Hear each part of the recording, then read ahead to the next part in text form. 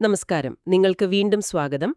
ഇന്ന് നമ്മൾ ഒരു പ്രത്യേക വിഷയമാണ് ചർച്ച ചെയ്യുന്നത്. സംയോജിത സാമ്പത്തിക പ്രസ്താവനകൾ. അതായത് ഈ കൺസോളിഡേറ്റഡ് ഫൈനാൻഷ്യൽ സ്റ്റേറ്റ്മെന്റ്സ്. അതെ. നിങ്ങൾ തന്ന ആ പ്രധാന തത്വങ്ങൾ വിശദീകരിക്കുന്ന ലേഖനങ്ങളും കുറച്ച് നോട്ടുകളും എന്റെ മുന്നിലുണ്ട്.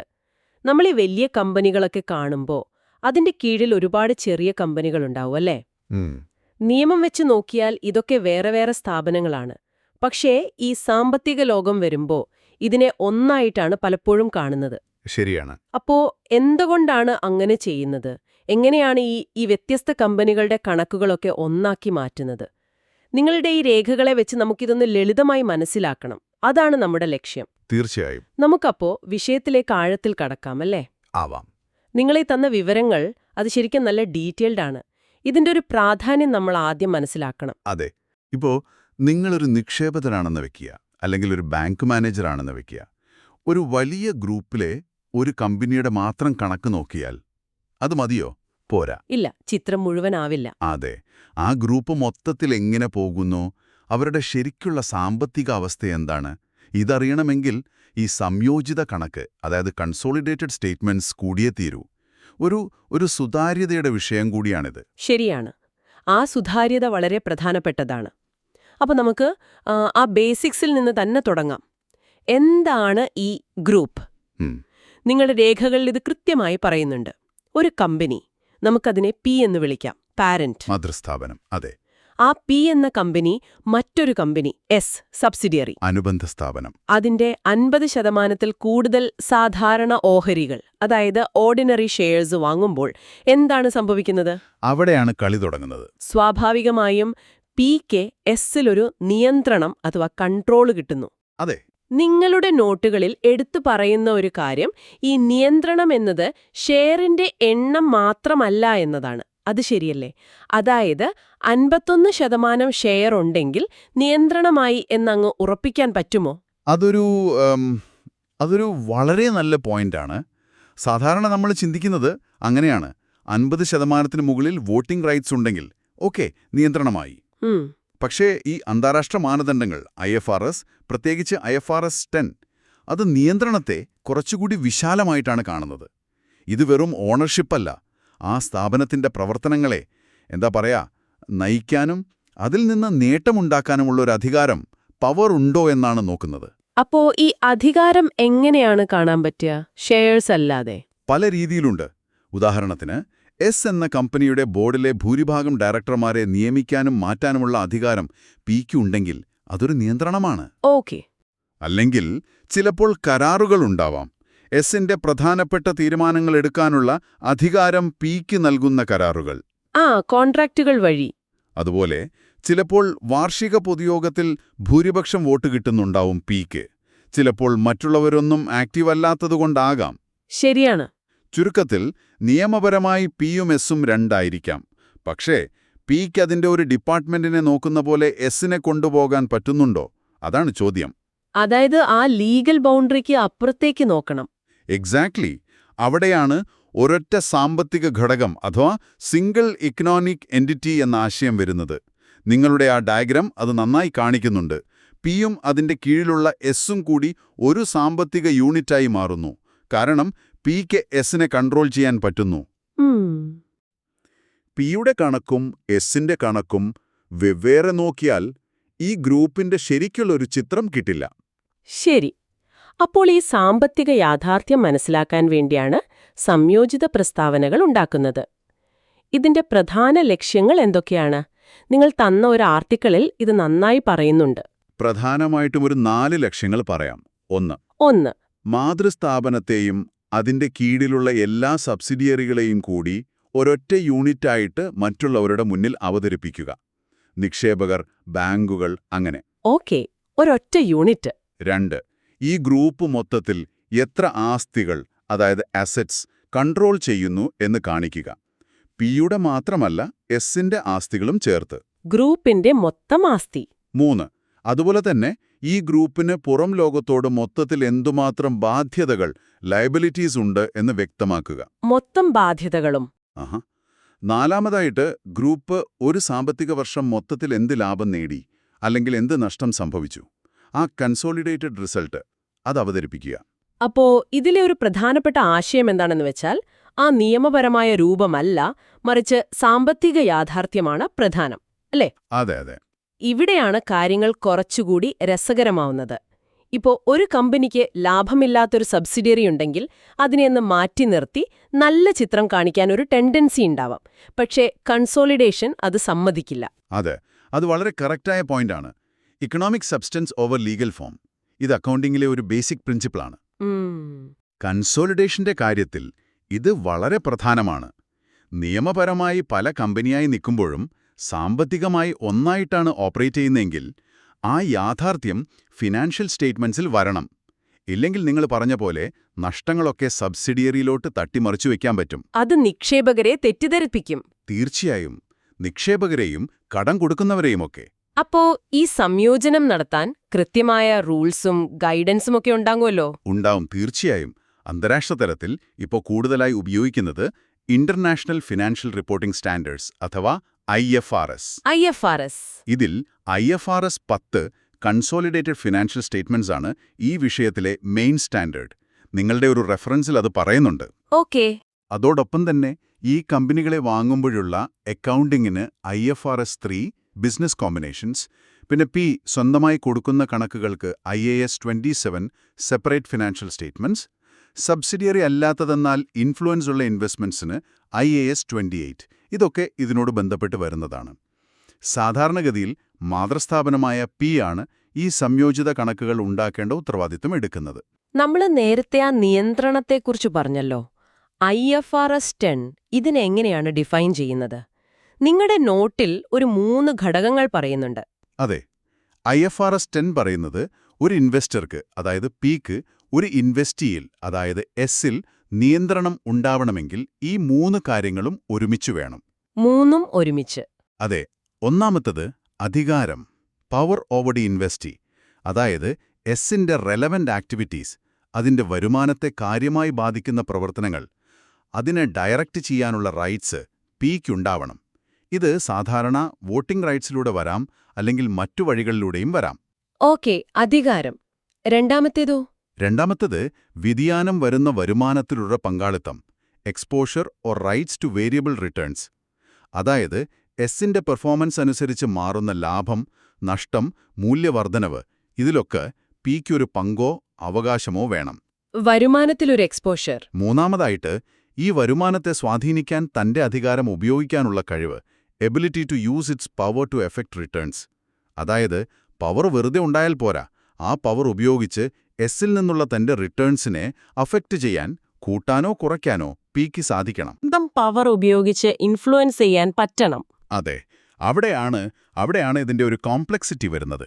കാരണം കൺട്രോൾ ഉണ്ടോയെന്ന് നോക്കാൻ വെറും ഷെയർ പെർസെന്റേജ് മാത്രം നോക്കിയാൽ പോരാ. ചിലപ്പോൾ 51% ഷെയർ ഇല്ലെങ്കിലും കൺട്രോൾ ഉണ്ടാവാം. എങ്ങനെ? ഇപ്പോ Pക്ക് 45% ഷെയറേ ഉള്ളൂന്ന് വയ്ക്കുക. ബാക്കിയുള്ള 55% ഒരു 1000 പേരുടെ കയ്യിലാണെങ്കിൽ Pക്ക് എപ്പോഴും ഭൂരിപക്ഷം കിട്ടിയേക്കാം. ശരിയാണ്. ബാക്കിയുള്ളവർ ചിതറിക്കിടക്കുകയാണെങ്കിൽ. അതെ. അല്ലെങ്കിൽ Pയും വേറെ ചില ഷെയർ ഹോൾഡർമാരും തമ്മിലൊരു എഗ്രിമെന്റ് ഉണ്ടാവാം, ഒരുമിച്ച് വോട്ട് ചെയ്യാമെന്ന്. ഓക്കേ. അതുപോലെ ഫ്യൂച്ചറിൽ ഷെയർ ആക്കാൻ പറ്റുന്ന കടപ്പത്രങ്ങൾ അല്ലെങ്കിൽ ഓപ്ഷൻസ്, അതൊക്കെ Pയുടെ കയ്യിലുണ്ടെങ്കിൽ അതും പരിഗണിക്കണം. Potential voting rights. ഓഹോ, ഫാക്ടേഴ്സൊക്കെ പ്രധാനപ്പെട്ടതാണെന്ന് മനസ്സിലായി. ഇനി ഈ സംയോജിത സ്റ്റേറ്റ്മെന്റ്സ് ഉണ്ടാക്കുന്ന രീതി അതൊന്ന് ലളിതമായി പറയാമോ? എങ്ങനെയാണ് ഈ Pയുടെയും Sന്റെയും കണക്കുകൾ ഒന്നിച്ചാക്കുന്നത്? ഏറ്റവും ബേസിക് രീതി പറഞ്ഞാൽ, ഇപ്പോൾ Pയുടെ സ്വന്തം ബാലൻസ് ഷീറ്റിൽ ഇൻവെസ്റ്റ്മെന്റ് ഇൻ സബ്സിഡിയറി എന്ന് പറഞ്ഞ് ഒരു അസറ്റ് ഉണ്ടാവും. കൺസോളിഡേറ്റഡ് ബാലൻസ് ഷീറ്റ് ഉണ്ടാക്കുമ്പോൾ ഈ ഒരൊറ്റ ഐറ്റത്തിന് പകരം Sന്റെ ഓരോ അസറ്റും, ബിൽഡിംഗ്, മെഷീനറി, സ്റ്റോക്ക്, ക്യാഷ് ഒക്കെ Pയുടെ അസറ്റുകളോട് കൂട്ടും. ലൈൻ ബൈ ലൈൻ ആയിട്ട്. അതെ, ലൈൻ ബൈ ലൈൻ അഗ്രിഗേഷൻ എന്ന് പറയും. അതുപോലെ Sന്റെ ഓരോ ലയബിലിറ്റീസും, ലോൺ, കടക്കാർക്ക് കൊടുക്കാനുള്ളത്, അതും Pയുടെ ലയബിലിറ്റീസിനോട് കൂട്ടും. ഇത് എല്ലാ സബ്സിഡിയറികൾക്കും ചെയ്യും. അപ്പോ Pക്ക് Sല് 100% ഓണർഷിപ്പ് ഇല്ലെങ്കിലോ? ഒരു 80% ഷെയറേ ഉള്ളൂന്ന് വെക്കുക, ബാക്കി 20%. അത് പ്രധാനപ്പെട്ടൊരു ചോദ്യമാണ്. Pക്ക് 80% ആണെങ്കിൽ ബാക്കി 20% പുറത്തുള്ള വേറെ ആൾക്കാരുടെ കയ്യിലാണല്ലോ. അതെ. അവരെയാണ് നമ്മൾ നോൺ കൺട്രോളിംഗ് ഇൻട്രസ്റ്റ് അഥവാ NCI എന്ന് വിളിക്കുന്നത്. NCI. സംയോജിത ബാലൻസ് ഷീറ്റിൽ ഗ്രൂപ്പിന്റെ മൊത്തം അസറ്റും ലയബിലിറ്റിയും കാണിച്ച ശേഷം ഇക്വിറ്റി സെക്ഷനിൽ പിയുടെ ഷെയർ ഹോൾഡേഴ്സിന്റെ ഫണ്ട്സിനോടൊപ്പം ഈ NCIയുടെ വിഹിതവും സെപ്പറേറ്റ് ആയിട്ട് കാണിക്കണം. അതായത് എസിന്റെ അസറ്റും ലയബിലിറ്റിയും 100% എടുക്കുമെങ്കിലും ആ ഉടമസ്ഥതയിൽ പിക്ക് അവകാശമില്ലാത്ത ഭാഗം NCI ആയിട്ട് കാണിക്കും. അതെ, ആ 20%. ലാഭത്തിന്റെ കാര്യത്തിലും ഇതുപോലെയാണോ? സംയോജിത ലാഭനഷ്ട കണക്കിലും, അതായത് കൺസോളിഡേറ്റഡ് ഇൻകം സ്റ്റേറ്റ്മെന്റിലും ഇത് വരും. ഗ്രൂപ്പിന്റെ മൊത്തം ലാഭത്തിൽ നിന്ന് പിയുടെ ഓണേഴ്സിന് അവകാശപ്പെട്ട ഭാഗം എത്ര, NCIക്ക് അവകാശപ്പെട്ട ഭാഗം എത്ര എന്ന് വേർതിരിച്ച് കാണിക്കണം. ഓക്കേ. ഇവിടെ നമ്മൾ ശ്രദ്ധിക്കേണ്ട വേറൊരു പ്രധാന കാര്യം ഗ്രൂപ്പിനുള്ളിലെ ഇടപാടുകൾ ഒഴിവാക്കുക എന്നതാണ്. Intra group transactions and balances. നിങ്ങളുടെ ഒരു ആർട്ടിക്കിളിൽ അത് സ്ട്രെസ് ചെയ്യുന്നുണ്ട്. അത് പ്രധാനമാണെന്ന് തോന്നുന്നു. വളരെ പ്രധാനമാണ്. ഉദാഹരണത്തിന് പി കമ്പനി എസ് കമ്പനിക്ക് ഒരു 10 ലക്ഷം രൂപയുടെ സാധനം ലാഭത്തിന് വിറ്റു. എസ് അത് വർഷാവസാനം വരെ വിൽക്കാതെ സ്റ്റോക്കായി വെച്ചിരിക്കുവാണെങ്കിൽ പി കാണിച്ച ലാഭം ഗ്രൂപ്പിന്റെ കണ്ണിൽ നോക്കുമ്പോൾ ശരിക്കും റിയലൈസ് ആയിട്ടില്ല. Unrealised profit. അതെ, കാരണം സാധനം ഗ്രൂപ്പിന് പുറത്തു പോയിട്ടില്ലല്ലോ. അപ്പോൾ കൺസോളിഡേറ്റ് ചെയ്യുമ്പോൾ ഈ ലാഭം അഡ്ജസ്റ്റ് ചെയ്ത് കളയണം. അതുപോലെ പിയും എസും തമ്മിലുള്ള കടങ്ങൾ, അങ്ങോട്ടിങ്ങോട്ടും കൊടുക്കാനുള്ള പൈസ, ഡിവിഡൻഡ് കൊടുത്തത്, ഇതൊക്കെ പൂർണ്ണമായി ഒഴിവാക്കണം. കാരണം ഗ്രൂപ്പിനെ ഒന്നായി കാണുമ്പോൾ ഇതൊന്നും പുറത്തേക്കുള്ള ഇടപാടല്ല. അല്ല, ഇവ ഒഴിവാക്കിയില്ലെങ്കിൽ ഗ്രൂപ്പിന്റെ അസറ്റും ലാഭമൊക്കെ പെരുപ്പിച്ച് കാണിക്കും. ശരിയാണ്. അതായത് ആ ഗ്രൂപ്പ് ബൗണ്ടറിക്കുള്ളിൽ നടന്നതൊന്നും കാണിക്കരുത്. ഗ്രൂപ്പും പുറം ലോകവും തമ്മിലുള്ള യഥാർത്ഥ ട്രാൻസാക്ഷൻസ് മാത്രം വരണം. ഇത് പ്രാക്ടിക്കലി അത്ര എളുപ്പമാവില്ല അല്ലേ? ഒരുപാട് സബ്സിഡിയറികൾ ഉണ്ടെങ്കിൽ. തീർച്ചയായും. വലിയ ഗ്രൂപ്പുകൾക്ക് ഇത് കോംപ്ലക്സ് ആണ്. ഓരോന്നും കണ്ടുപിടിച്ച് എലിമിനേറ്റ് ചെയ്യണം. നല്ല അക്കൗണ്ടിംഗ് സിസ്റ്റംസ് വേണം ഇതിന്. ശരി. ഇനി എപ്പോഴും ഈ കൺട്രോളുള്ള സബ്സിഡിയറിയെ കൺസോളിഡേറ്റ് ചെയ്യണം എന്ന് നിർബന്ധമാണോ? അതോ ചില സാഹചര്യങ്ങളിൽ പിക്ക് ഒരു എസിനെ ഒഴിവാക്കാൻ പറ്റുമോ? നിങ്ങളുടെ രേഖകളിൽ ചില എക്സെപ്ഷൻസ് പറയുന്നുണ്ട്. IFRS 10 അനുസരിച്ച് ഒഴിവാകാൻ വളരെ സ്ട്രിക്റ്റായ കണ്ടീഷൻസ് ആണ്. ഒരു പാരന്റ് കമ്പനിക്ക് അതിന്റെ സബ്സിഡിയറികളെ കൺസോളിഡേറ്റ് ചെയ്യാതിരിക്കണമെങ്കിൽ ഈ പറയുന്ന എല്ലാ കണ്ടീഷൻസും ഒരുമിച്ച് മീറ്റ് ചെയ്യണം. ഒന്ന്, ആ പാരന്റ് കമ്പനി തന്നെ വേറൊരു കമ്പനിയുടെ സബ്സിഡിയറി ആയിരിക്കണം, മുഴുവനായോ ഭാഗികമായോ. അതിന്റെ ഓണേഴ്സിന് ഈ കൺസോളിഡേറ്റ് ചെയ്യാത്തതിൽ എതിർപ്പും ഉണ്ടാകരുത്. ഓക്കെ, പാരന്റ് തന്നെ ഒരു സബ്സിഡിയറി. 2, ആ പാരന്റിന്റെ ഷെയറോ കടപ്പത്രമോ ഒന്നും ഒരു പബ്ലിക് മാർക്കറ്റിലും സ്റ്റോക്ക് എക്സ്ചേഞ്ച് പോലെ ലിസ്റ്റ് ചെയ്തിട്ടുണ്ടാവരുത്. ലിസ്റ്റ് ചെയ്യാത്ത കമ്പനി. 3, ലിസ്റ്റ് ചെയ്യാൻ വേണ്ടി ഒരു റെഗുലേറ്ററി അതോറിറ്റിക്ക് ഫിനാൻഷ്യൽ സ്റ്റേറ്റ്മെന്റ്സ് കൊടുത്തിട്ടോ കൊടുക്കാൻ പോവുകയോ ചെയ്യരുത്. അതും പാടില്ല. 4, അതിന്റെ ഏറ്റവും മുകളിലുള്ള parent company, ultimate parent, IFRS അനുസരിച്ചുള്ള കൺസോളിഡേറ്റഡ് സ്റ്റേറ്റ്മെന്റ്സ് പബ്ലിക്കിന് കിട്ടുന്ന രീതിയിൽ ഉണ്ടാക്കുന്നുണ്ടാവണം. ഹോ, അപ്പോൾ ഇത് 4ഉം ഒരുമിച്ച് വരണം. ഇത് വളരെ റെയർ ആയിരിക്കുമല്ലോ. വളരെ റെയറാണ്. സാധാരണഗതിയിൽ ഒരു പാരന്റ് കമ്പനി കൺസോളിഡേറ്റഡ് സ്റ്റേറ്റ്മെന്റ്സ് ഉണ്ടാക്കണം. എന്നാലും ചിലപ്പോൾ ഡയറക്ടർമാർക്കൊരു ആഗ്രഹം കാണില്ലേ ചിലതിനെയൊക്കെ ഒഴിവാക്കാൻ? നിങ്ങളുടെ ഒരു നോട്ടിൽ ആ ചോദ്യമുണ്ട്. ഇപ്പോൾ ഒരു സബ്സിഡിയറി ഭയങ്കര നഷ്ടത്തിലാണെങ്കിൽ, അല്ലെങ്കിൽ അതിന്റെ ബിസിനസ് ഗ്രൂപ്പുമായി ഒരു ബന്ധവുമില്ലാത്തതാണെങ്കിൽ, ഒരു ടെക്നോളജി ഗ്രൂപ്പിനൊരു കുഷി ഫാം ഉണ്ടെങ്കിൽ. അതൊരു വാലിഡ് ചോദ്യമാണ്. ഡയറക്ടർമാർക്ക് അങ്ങനെ തോന്നാം. പക്ഷേ IFRS വളരെ ക്ലിയറാണ്. എന്താണ് പറയുന്നത്? ഒരു സബ്സിഡിയറിയുടെ മോശം പ്രകടനം, നഷ്ടം, അല്ലെങ്കിൽ അതിന്റെ ബിസിനസിന്റെ സ്വഭാവം, ഇതൊന്നും അതിനെ കൺസോളിഡേഷനിൽ നിന്ന് ഒഴിവാക്കാൻ കാരണമല്ല. ബേസിക് ചോദ്യം ഒന്നേ ഉള്ളൂ: പിക്ക് എസിൽ കൺട്രോൾ ഉണ്ടോ? ഉണ്ടെങ്കിൽ എസ് ലാഭത്തിലോ നഷ്ടത്തിലോ ആവട്ടെ, എന്ത് ബിസിനസ്സാവട്ടെ, കൺസോളിഡേറ്റ് ചെയ്യണം. ഗ്രൂപ്പിന്റെ മൊത്തം ചിത്രമാണ് കൊടുക്കേണ്ടത്. അതിൽ നല്ലതും പെടും, മോശവും പെടും. വ്യത്യസ്ത ബിസിനസിന്റെ കാര്യമോ? അത് വേണമെങ്കിൽ സെഗ്മെന്റ് റിപ്പോർട്ടിംഗ് എന്ന് പറഞ്ഞ് വേറെ രീതിയിൽ കാണിക്കാം. IFRS 8 അല്ലാതെ കൺസോളിഡേഷനിൽ നിന്ന് ഒഴിവാക്കാൻ പറ്റില്ല. അപ്പോ ആ വാതിൽ ഏതാണ്ടടഞ്ഞു. വേറെ വല്ല പ്രത്യേക സാഹചര്യവുമുണ്ടോ ഒഴിവാക്കാൻ? ഒരു 2 സിറ്റുവേഷൻസ് കൂടി പറയാം. ശ്രദ്ധിച്ച് കൈകാര്യം ചെയ്യേണ്ടതാണ്. 1, വിൽക്കാൻ വേണ്ടി മാത്രം വെച്ചിരിക്കുന്ന സബ്സിഡിയറി. Held for sale. അതെ, subsidiary held exclusively with view to resale. അതായത് ഒരു സബ്സിഡിയറിയെ വാങ്ങുന്നത് തന്നെ കുറഞ്ഞ കാലം കൊണ്ട് 1 കൊല്ലത്തിനുള്ളിൽ വിൽക്കുക എന്ന ഉദ്ദേശത്തോടെയാണെങ്കിൽ അതിനെ IFRS 10 വെച്ച് കൺസോളിഡേറ്റ് ചെയ്യില്ല. പകരം IFRS 5 assets held for sale എന്ന സ്റ്റാൻഡേർഡ് വെച്ച് വേറെ രീതിയിലാണ് ട്രീറ്റ് ചെയ്യുക. അതിനും കണ്ടീഷൻസ് ഉണ്ട്. വിൽക്കാൻ തീരുമാനിക്കണം, ആക്റ്റീവായി മാർക്കറ്റ് ചെയ്യണം, പെട്ടെന്ന് വിൽക്കാൻ സാധ്യത വേണം, അങ്ങനെയൊക്കെ. ഓക്കെ. രണ്ടാമത്തേതു? രണ്ടാമത്തേത് മെറ്റീരിയാലിറ്റി, പ്രാധാന്യം. ആ, അക്കൗണ്ടിങ്ങിലെ പൊതുതത്വം. അതെ. ഒരു സബ്സിഡിയറി തീരെ ചെറുതാണെങ്കിൽ, അതിന്റെ കണക്ക് ഒഴിവാക്കിയാൽ യൂസറുടെ തീരുമാനത്തെ അത് ബാധിക്കില്ലെങ്കിൽ ഇമ്മെറ്റീരിയൽ തിയററ്റിക്കലി ഒഴിവാക്കാം. പക്ഷേ പ്രാക്ടിക്കലി കൺട്രോളുള്ള മിക്കവാറും എല്ലാത്തിനെയും കൺസോളിഡേറ്റ് ചെയ്യാറാണ് പതിവ്.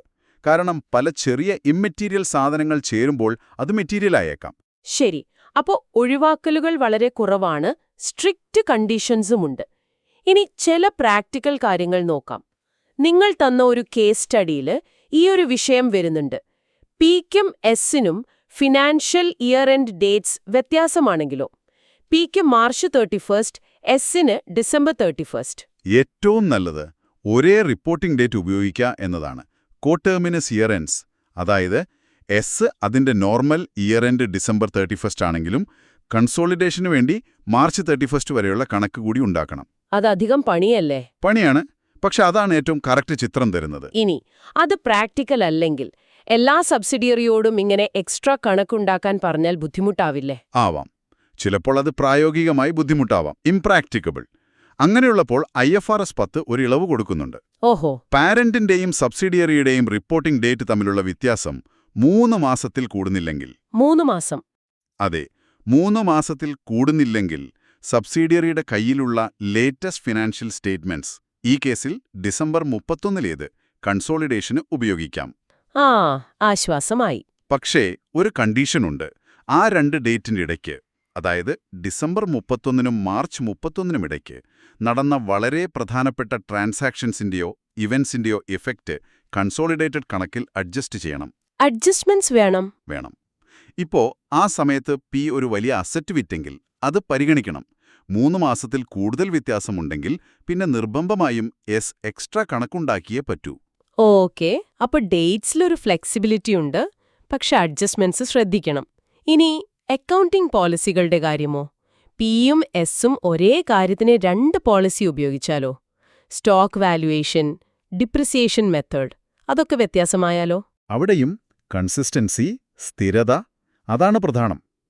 IFRS 10 വളരെ ക്ലിയറായി പറയുന്നുണ്ട്, കൺസോളിഡേറ്റഡ് സ്റ്റേറ്റ്മെന്റ്സ് ഉണ്ടാക്കുമ്പോൾ ഗ്രൂപ്പിലെ മൊത്തം യൂണിഫോം അക്കൗണ്ടിംഗ് പോളിസീസ് ഉപയോഗിക്കണം. Uniform policies? അതെ. ഒരേപോലുള്ള സാഹചര്യങ്ങളിൽ ഒരേപോലുള്ള ഇടപാടുകൾക്ക് ഗ്രൂപ്പിലെ എല്ലാ കമ്പനികളും ഒരേ പോളിസി തന്നെ ഉപയോഗിക്കണം. അപ്പോ എസ് ഒരു പോളിസിയും പി വേറൊരു പോളിസിയും ഉപയോഗിക്കുന്നു. കൺസോളിഡേറ്റ് ചെയ്യുമ്പോൾ എന്ത് ചെയ്യും? കൺസോളിഡേഷൻ പർപ്പസിനു വേണ്ടി എസിന്റെ ഫിനാൻഷ്യൽ സ്റ്റേറ്റ്മെന്റ്സിൽ അഡ്ജസ്റ്റ്മെന്റ്സ് നടത്തി പി ഉപയോഗിക്കുന്ന പോളിസിയിലേക്ക് മാറ്റണം. ഓക്കെ, എസിന്റെ കണക്ക് മാറ്റണം. അതെ. ഇപ്പോ പി സ്ട്രെയിറ്റ് ലൈൻ ഡിപ്രീസിയേഷനും എസ് വേറെ മെത്തേഡുമാണെങ്കിൽ കൺസോളിഡേഷനു മുമ്പ് എസിന്റെ ഡിപ്രീസിയേഷൻ സ്ട്രെയിറ്റ് ലൈനിലാക്കിയിട്ട് കണക്ക് അഡ്ജസ്റ്റ് ചെയ്യണം. ഇല്ലെങ്കിൽ ഗ്രൂപ്പിന്റെ ആസറ്റും ലാഭവും ഒന്നും കറക്റ്റാവില്ല. വർഷാവർഷം കമ്പയർ ചെയ്യാനും പറ്റില്ല. ഇത് ഉറപ്പാക്കേണ്ടത് പാരന്റിന്റെ ഉത്തരവാദിത്തമാണ്. ഇത് കേൾക്കുമ്പോൾ ഈ കൺസോളിഡേഷൻ എന്ന് പറയുന്നത് വെറുതെ കണക്കു കൂട്ടുന്ന പരിപാടിയല്ല. അതിന് പിന്നിൽ ഒരുപാട് പ്രിൻസിപ്പിൾസും പ്രാക്ടിക്കൽ ചാലഞ്ചസും ഉണ്ട് എന്ന് മനസ്സിലായി. ഉണ്ട്. നമ്മൾ ഒരുപാട് കാര്യങ്ങൾ പറഞ്ഞു. അപ്പോ ഈ ചർച്ചയിൽ നിന്ന് നിങ്ങൾ ഉൾക്കൊണ്ട പ്രധാന കാര്യങ്ങൾ എന്തൊക്കെയാണ്? ഒന്ന് ചുരുക്കി പറയാമോ? പറയാം. നമ്മൾ തുടങ്ങിയത് ഗ്രൂപ്പ് എന്താണെന്ന് പറഞ്ഞിട്ടാണ്. അതെ. അതായത് കൺട്രോൾ വഴി ബന്ധമുള്ള ഒരു പേരന്റും അതിന്റെ സബ്സിഡിയറികളും. ശരി. പിന്നെ നമ്മൾ കണ്ടു, ഈ ഗ്രൂപ്പിനെ ഒരു സിംഗിൾ ഇക്കണോമിക് എൻറ്റിറ്റി ആയിട്ട് കണ്ട് അതിന്റെ മൊത്തത്തിലുള്ള സാമ്പത്തിക അവസ്ഥയും പ്രകടനവും കാണിക്കാനാണ് ഈ കൺസോളിഡേറ്റഡ് ഫിനാൻഷ്യൽ സ്റ്റേറ്റ്മെന്റ്സ് ഉണ്ടാക്കുന്നത്. ഇതിന്റെ ലക്ഷ്യം എന്തായിരുന്നു? ലക്ഷ്യം നിങ്ങളെപ്പോലുള്ള യൂസേഴ്സിന്, അത് ഇൻവെസ്റ്റർ ആവാം, ബാങ്ക് ആവാം, എംപ്ലോയീസ് ആവാം, ആർക്കും ആ ഗ്രൂപ്പിന്റെ ഒരു ട്രൂ ആൻഡ് ഫെയർ വ്യൂ, ഒരു യഥാർത്ഥ ചിത്രം കൊടുക്കുക. ഇത് ചെയ്യുന്നത് നിങ്ങൾ തന്ന ഡോക്യുമെന്റ്സിൽ പറയുന്ന പോലെ IFRS 10 പോലുള്ള സ്റ്റാൻഡേർഡ്സ് അനുസരിച്ച് കൺട്രോൾ എന്ന ആശയത്തിൽ ഊന്നി ലീഗൽ ഫോമിനേക്കാൾ എക്കണോമിക് സബ്സ്റ്റൻസിന് പ്രാധാന്യം കൊടുത്ത് ഗ്രൂപ്പിൽ ഒരേ പോളിസി ഉപയോഗിച്ച് ഗ്രൂപ്പിനുള്ളിലെ ഇടപാടുകൾ ഒഴിവാക്കി, അങ്ങനെയൊക്കെയാണ്. ആ NCAയെ കറക്റ്റായി കാണിക്കുന്നതും അതിന്റെ ഭാഗമാണ്. നിങ്ങളുടെ ഈ സ്രോതസ്സുകളിൽ നിന്ന് നിങ്ങൾക്ക് ഏറ്റവും ശ്രദ്ധേയമായി തോന്നിയ ഒരു കാര്യം എന്താണ്? എനിക്ക് തോന്നിയത് ഈ കൺട്രോൾ തീരുമാനിക്കുന്നതിലെ ഒരു കോംപ്ലക്സിറ്റിയും അതിൽ വരുന്ന ജഡ്ജ്മെന്റുമാണ്. വെറും ഷെയർ പെർസെന്റേജ് നോക്കി യെസ് ഓർ നോ പറയാൻ പറ്റില്ല. ശരിയാണ്. കോൺട്രാക്റ്റുകൾ, ഇൻഡയറക്റ്റ് ഇൻഫ്ലുവൻസ്, പൊട്ടൻഷ്യൽ റൈറ്റ്സ് ഇതൊക്കെ നോക്കണമെന്നത് ഇതിനെ ശരിക്കും ശ്രദ്ധിച്ച് ചെയ്യേണ്ട ഒരു കാര്യമാക്കുന്നു. അതെ. സംയോജിത സാമ്പത്തിക പ്രസ്താവനകളുടെ തത്വങ്ങളിലൂടെയും അതിന്റെ പ്രായോഗിക വശങ്ങളിലൂടെയുമുള്ള നമ്മുടെ ഈ ഒരു യാത്ര ഇവിടെ നിർത്താം. ആ ലീഗൽ ബൗണ്ടറിക്ക് അപ്പുറം എക്കണോമിക് റിയാലിറ്റി എങ്ങനെ റിപ്പോർട്ട് ചെയ്യുന്നു എന്ന് നിങ്ങളുടെ ഈ രേഖകൾ വെച്ച് നമ്മൾ മനസ്സിലാക്കാൻ ശ്രമിച്ചു. തീർച്ചയായും. ഒരു അവസാനത്തെ ചിന്ത കൂടി തരാം നിങ്ങൾക്ക് ആലോചിക്കാൻ. ഓക്കേ. നമ്മൾ പറഞ്ഞു സാധാരണ 50% മുകളിൽ ഷെയർ ഉണ്ടെങ്കിലാണ് കൺട്രോളെന്ന്. പക്ഷെ ഒന്ന് ആലോചിച്ച് നോക്കൂ, ഒരു പാരന്റ് കമ്പനിക്ക് പി ഒരു സബ്സിഡിയറിയിൽ എസിൽ 40% ഷെയറേ ഉള്ളൂ. പക്ഷേ വേറെ ചില എഗ്രിമെന്റ്സ് കാരണമോ മറ്റോ പിക്ക് എസിൽ ഫുൾ കൺട്രോൾ ഉണ്ട് IFRS 10 പ്രകാരം. 40% വെച്ച് കൺട്രോൾ. അതെ. അപ്പോൾ പി എസിനെ കൺസോളിഡേറ്റ് ചെയ്യണം. ഈ സിറ്റുവേഷനിലെ കൺസോളിഡേറ്റഡ് ബാലൻസ് ഷീറ്റിലെ NCI നോൺ കൺട്രോളിംഗ് ഇൻട്രസ്റ്റ് എത്രയായിരിക്കും? 100 - 40 60%. അതെ, 60%. സാധാരണ നമ്മൾ കാണുന്നൊരു 10%, 20% NCI പോലെ അല്ലല്ലോ 60% NCI. അല്ല. ഇത്രയും വലിയൊരു NCI ഗ്രൂപ്പിന്റെ ഇക്വിറ്റി സ്ട്രക്ചറിനെയും പിന്നെ ഈ ഡെറ്റ് ഇക്വിറ്റി റേഷ്യോ പോലുള്ള അനാലിസിസിനെയും ഒക്കെ എങ്ങനെ ബാധിക്കും ഇത് ഈ പ്രിൻസിപ്പിൾസിന്റെ പ്രാക്ടിക്കൽ ആപ്ലിക്കേഷനെ പറ്റി കുറച്ചുകൂടി ചിന്തിക്കാൻ പറ്റിയ ഒരു ഏരിയ ആണ്. അതൊരു ഇൻട്രസ്റ്റിംഗ് പോയിന്റാണ്. അത്രയും വലിയൊരു ശതമാനം NCI വരുമ്പോൾ അതെങ്ങനെയാണ് കണക്കുകളിൽ വരുന്നത്, അതിന്റെ ഇംപ്ലിക്കേഷൻസ് എന്തൊക്കെയാണ് ആലോചിക്കേണ്ട കാര്യമാണ്. എന്തായാലും ഈ വിശദമായ ചർച്ചയ്ക്ക് സമയം കണ്ടെത്തിയതിനും ഈ വിലപ്പെട്ട വിവരങ്ങൾ പങ്കുവച്ചതിനും വളരെ നന്ദി. എന്റെ സന്തോഷം. അടുത്ത തവണ പുതിയൊരു വിഷയവുമായി നമുക്ക് വീണ്ടും കാണാം.